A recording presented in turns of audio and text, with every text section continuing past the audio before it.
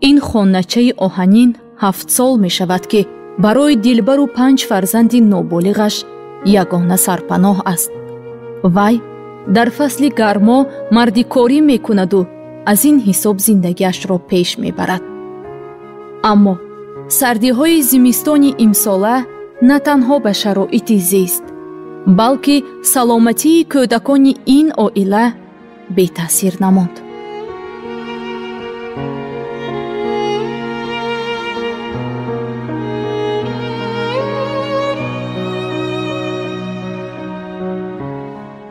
خونه خنک اوی حسابت و خنکی گردچه شماله کردگی هم کمتر آب گرفتگی طرف گرده راست بچم ورم کردگی بود ورم انداخته بایکر دخترو با برده التماس خواهش کرده یک ویش گرفتم یک دارو میچکاندگی و یک میدودگیش گرفت. از تمام همین بیننده ها التماس میکنم به من برای طبابت دخترچم برای همین زندگی شرایطم و اگر التماس توانید اگر کمتر هیزم یاردم کنیتون.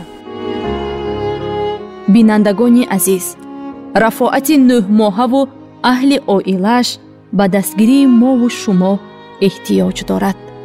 این نوبت ما تصمیم گرفته ایم که توسط قوطی‌های خیریوی و همیان مبیلی برنامه دنیای مهر مبلغ ضروری را برای تبابت رفاعت و خریداری انگشت و هیزم جمع آوری نماییم.